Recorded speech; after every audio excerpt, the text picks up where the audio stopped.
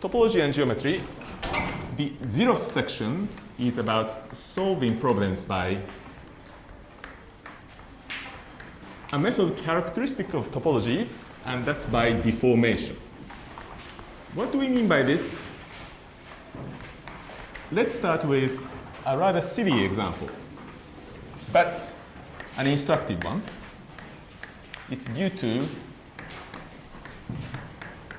Pòlya, one of the most original mathematicians of the 20th century, a Hungarian originally. He spent most of his career later life at Stanford. Consider a disk. I'm going to call those 2 points on the boundary A, and 1 point here B, 1 point here C, and 1 point here B, and 1 point here C. Okay. Question. Can you connect A to A, B to B, and C to C by continuous curves within the disk, of course, in such a way that the connecting curves that you use do not intersect, avoid intersecting?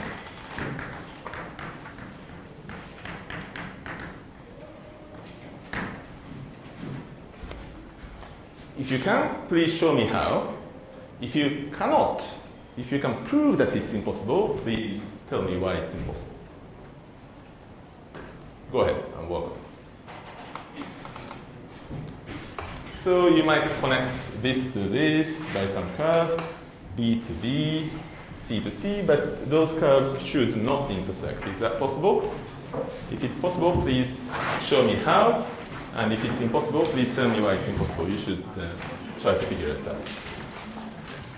So either you should be drawing a picture showing that it's possible, or if you are not drawing a picture at this very moment, for example, you are not drawing a picture, then you should be thinking about how to prove that it's impossible. Yeah? Either you believe it's possible, in which case you should be drawing a picture right now. Yeah? If you are not drawing a picture, that means you believe it's impossible and you are trying to prove that it's impossible. Thank you. So is there some extra? I might as well keep an extra.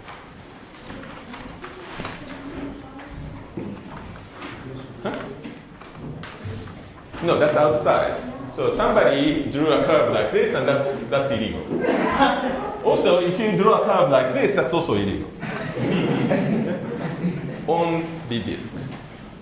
So inside this. Yeah. So outside this disk is very nice green land. Outside there's a sea and lots of sharks, and you don't want to go there.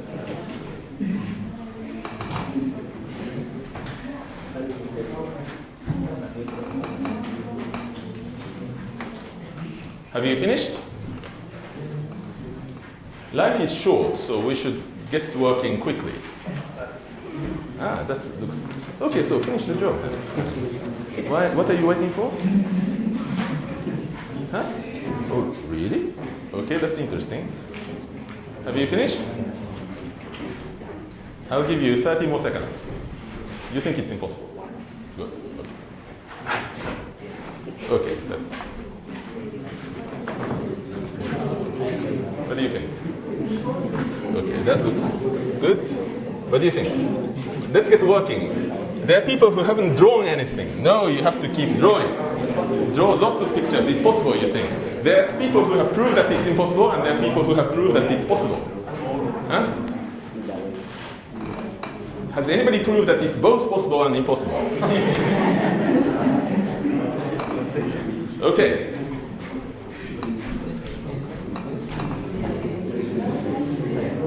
Okay, let's discuss the solution. Before we do so, let me ask, do people feel that they have had enough time to think about this? Yes. Good. Some people might feel that they haven't had enough time.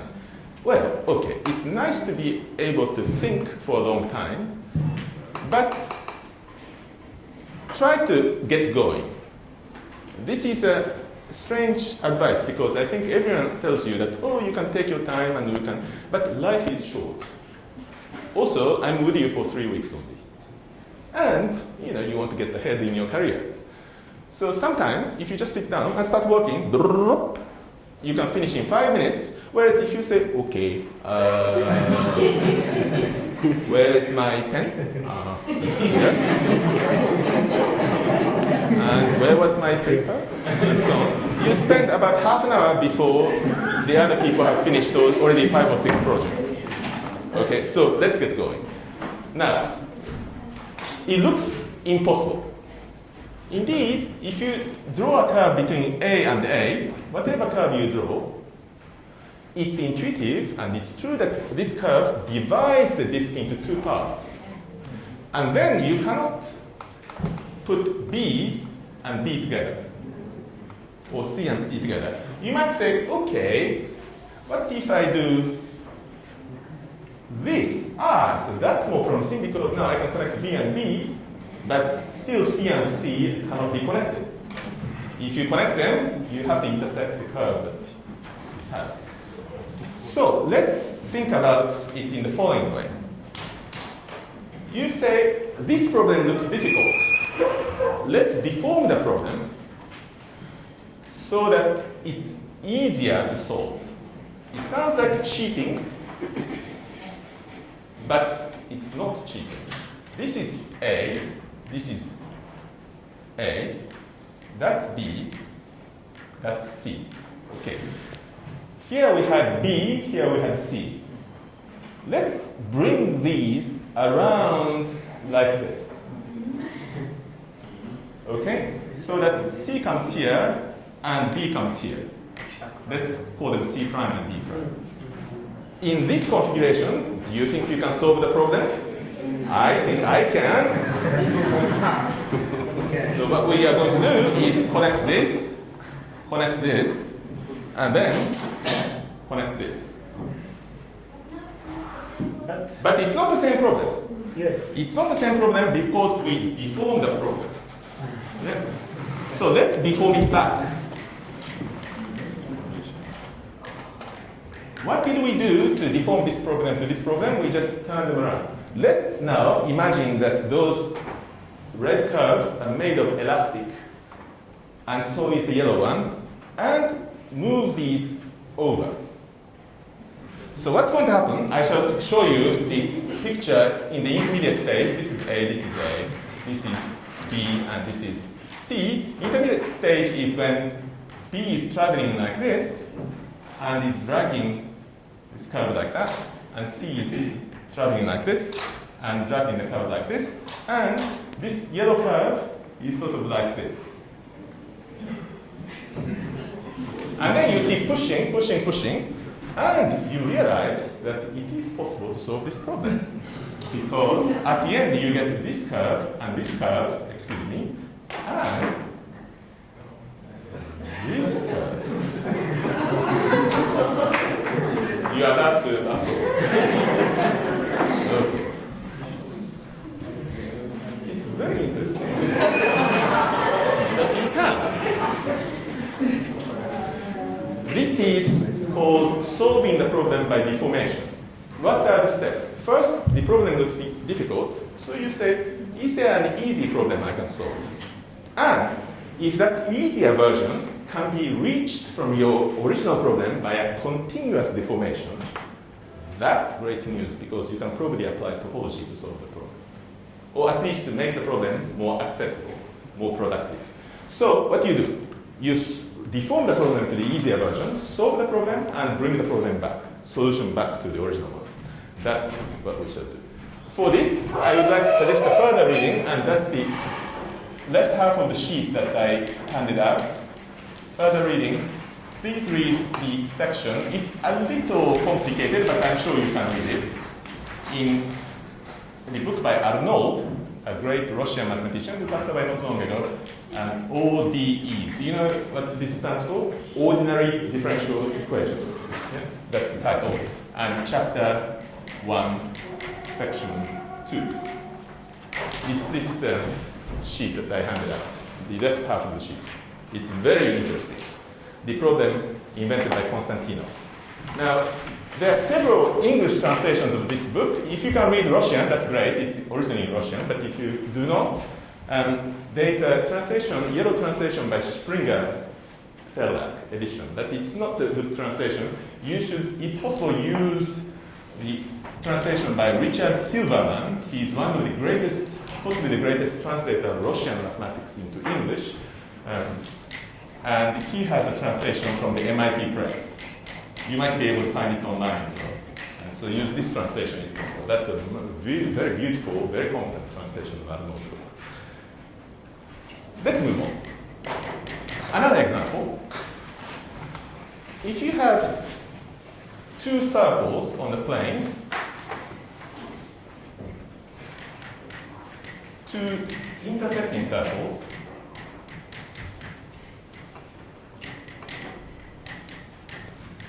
have what is called a common chord in English. What do we mean by a chord? This is what we mean by a chord. Okay? Those two intersection points are linked by a single line, segment if you like, and that's called a chord. Okay, common chord. Good night.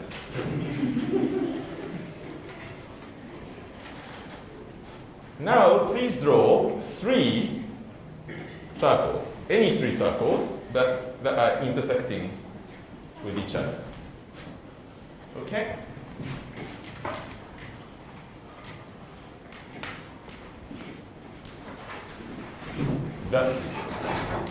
And corresponding to those three circles, we can draw the three chords.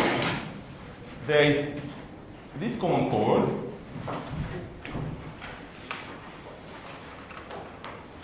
and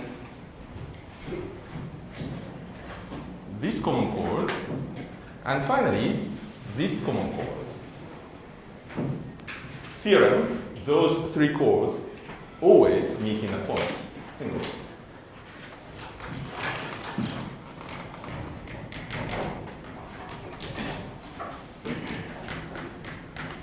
PP, that's an abbreviation, very standard abbreviation by English-speaking mathematicians for point. So from now on, I will use this abbreviation. Why? Why is this?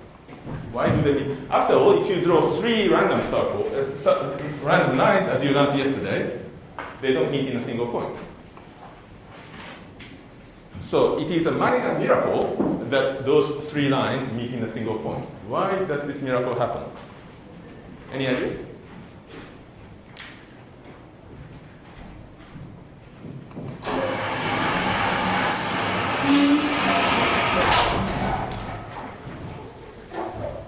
Let's deform the problem.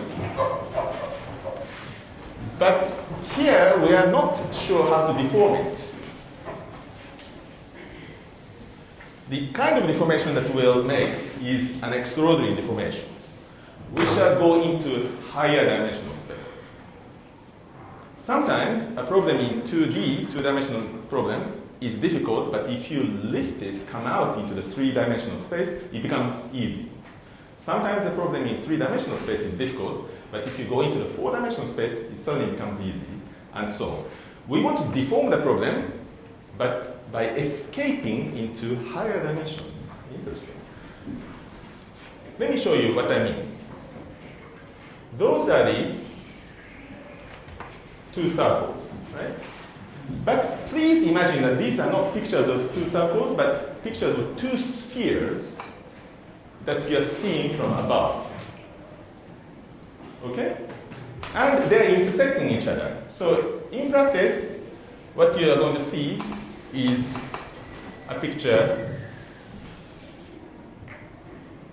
like this. Yeah. Can you see this picture as I'm seeing? Those are two spheres that are intersecting, entering each other. They intersect. Okay? So, if you have three of those, imagine three spheres. Let's say that their centers are on the same plane, on the same level, but let's say that they're all intersecting each other. Then what do we get? You get a picture like this, picture like this, and picture like this.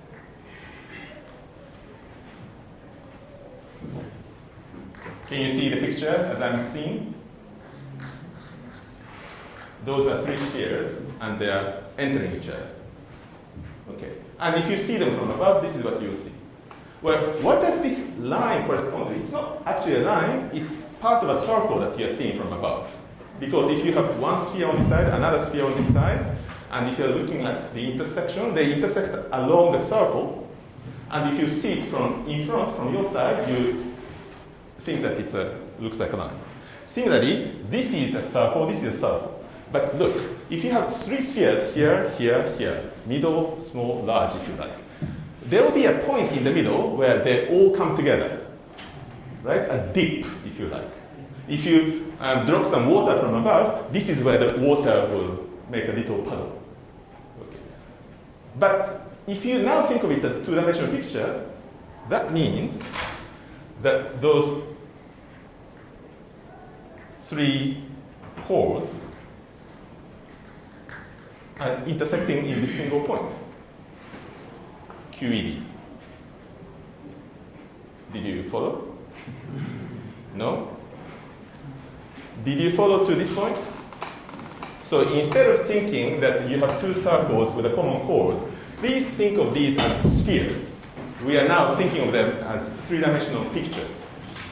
Except that you are looking at them from above, so you think there's a straight line, but this is actually not a straight line. It's the appearance of a straight line, but in fact it's a circular intersection that you see. Are you following so far? Okay. Now, look at this picture. This sphere and this sphere intersect along this circular intersection. This sphere and this sphere along this sphere and this sphere and this sphere finally along this. But look, if you have three spheres that are meeting, entering each other, somewhere in the middle, there'll be a point at which those three circles all come together, right? You can see this, because you have lived in this world for more than 20 years or whatever. So if you drop water from above, there'll be some water there. Yeah? That point, now you remember that this is a three-dimensional picture, but projected on the two-dimensional picture, you think of it as a 2D picture, and then, lo and behold, it's exactly that picture. End of demonstration. Proof finished. QED. So it's a wonderful method. All you did, we don't seem to have done anything. All you did was to come out of 2D, look at the picture in 3D, and say, that's obvious, and you went back to the 2D. So this is another kind of deformation by lifting the problem out into higher dimensions, and we shall see this time and again. So the solution is to lift a picture in three-dimensional space.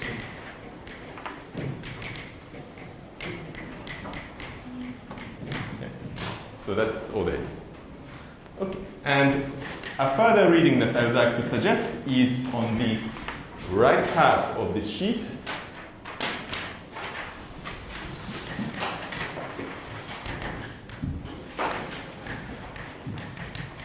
That little section problem is taken from another marvelous book, collection of essays and anecdotes and little problems by a great English mathematician from the first half of the 20th century mostly, Littlewood, and it's called Littlewood's Miscellany. Both Arnaud's ODEs and Littlewood's Miscellany are in the Ames library. I couldn't find the MIT Press translation of Arnaud, but you might be able to find it online as essay. Okay.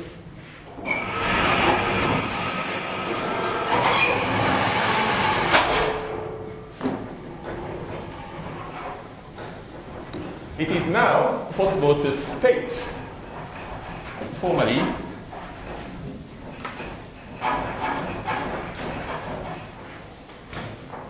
maybe I can write on that blackboard too. Can you see from that distance? Okay, I'll try to write a little larger and then come back to this blackboard. This is very important, so I'm going to point that it is important.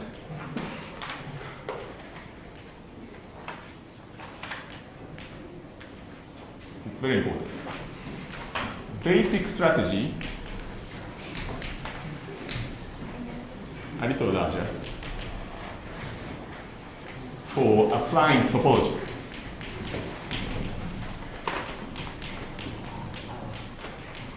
All sorts of science. The situation is this. Often, you have a problem that you want to solve, you want to make progress on. Maybe you want to investigate aspects of this problem to see what it can tell us. But this problem is often very complicated, difficult, by degeneracies. Do you know what I mean by degeneracies? For example, you calculate the determinant of a matrix and it's 0. That's bad because I cannot invert the matrix. Or some function derivative becomes 0. That's okay perhaps, but the second derivative also becomes 0. So I cannot tell whether it's maximum or minimum. I have to do something else. So all these are degeneracies, unfortunate circumstances that make your problem difficult. Degeneracies.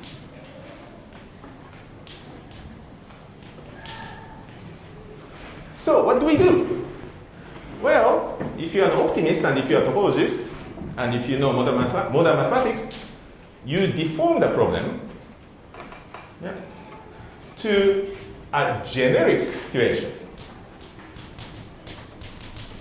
free from degeneracies. And then this situation has a simple solution.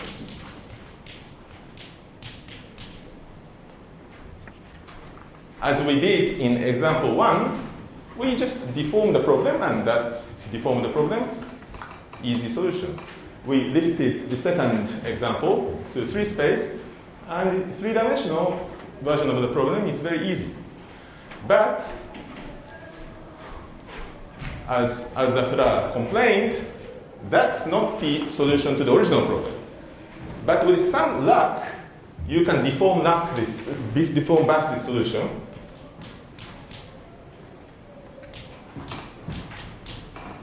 to obtain the solution to the original problem.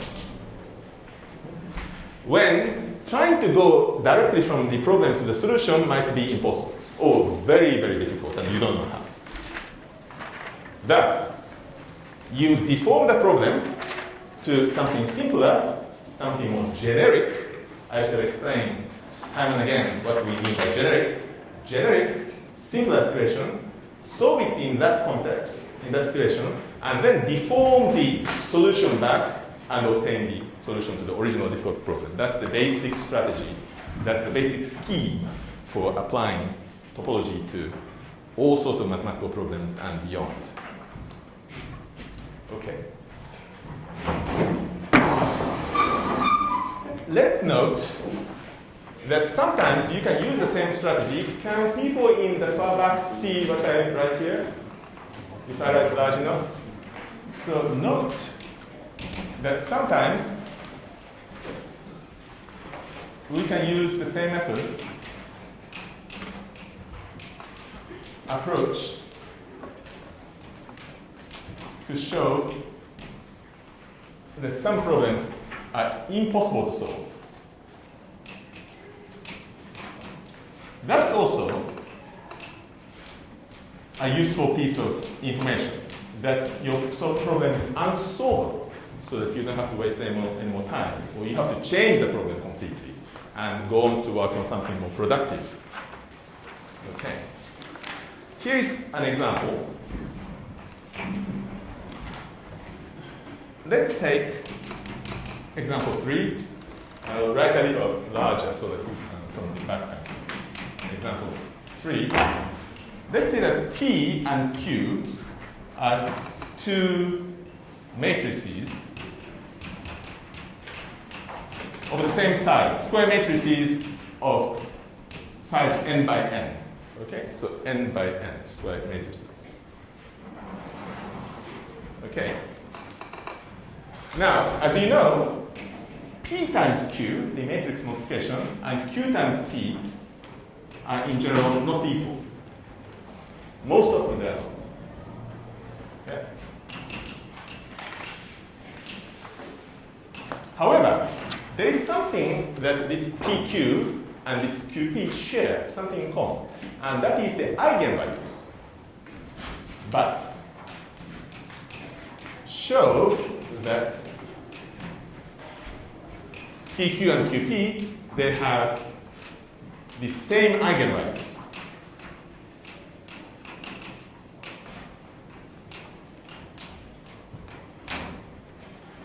Let's try to construct that one. I open some parentheses. In the course of this lecture, I'll say sometimes things that you may not understand. If I'm speaking unclearly, or if my English is bad, or if you have fallen asleep and just woke up, please tell me, and I'll be very happy to repeat and explain. But sometimes I might be discussing material that comes from parts of science that you have never met before, something that's unknown to you. Then don't worry too much.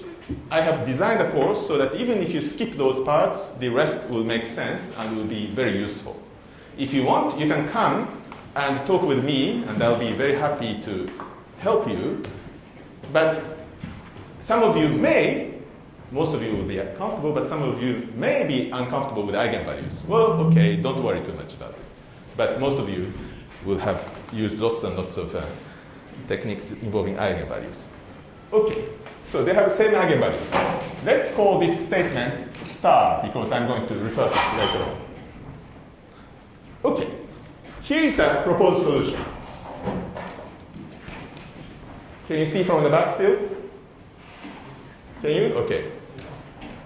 Look at PQ, and notice that if I multiply from the right by Q inverse and from the left by Q, well, that becomes Q times P times Q times Q inverse, it becomes QP.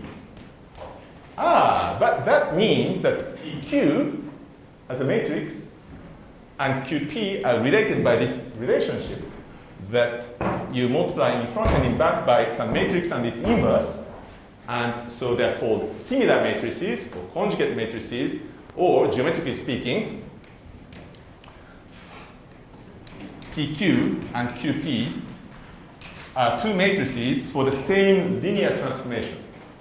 They are just two different matrix representations of the same geometric object, which is the linear transformation, just with respect to different bases.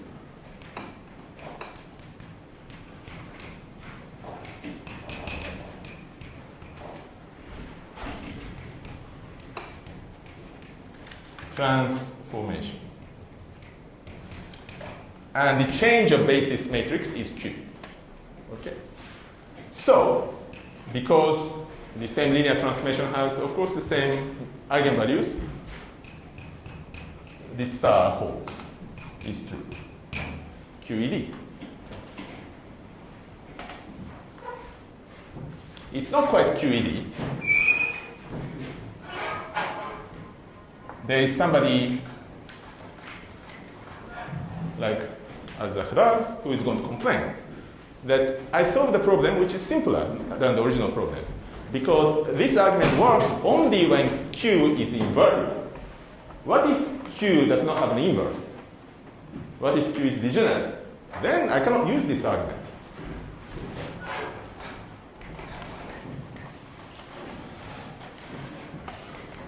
Works only when, in the lucky circumstances, when Q is invertible. In other words, Q inverse exists. Or, if you like, only when the determinant of Q is non-zero. But I'd like to ask you, okay, people complain that it doesn't work because the determinant of Q might be zero. But what are the chances that the determinant of Q is exactly zero? I mean, take a matrix and suppose that its determinant is zero.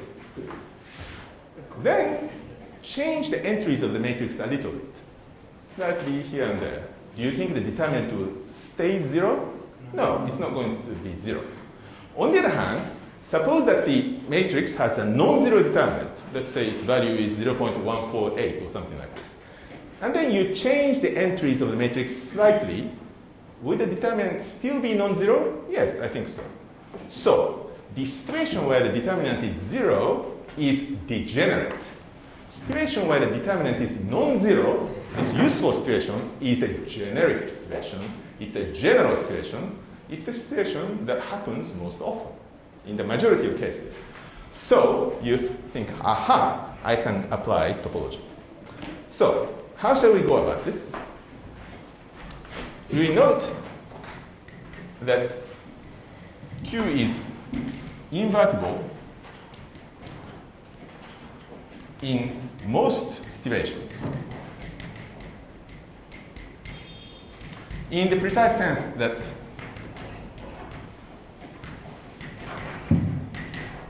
if Q is invertible to begin with, then any small perturbation, small enough perturbation,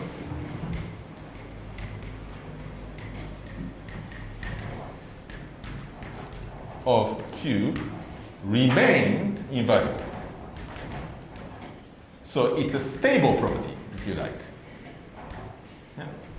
Small perturbations, neighborhood of this Q have the same property, whereas if Q is not invertible, non-invertible, that's when determinant is 0, then small perturbation of Q become invertible.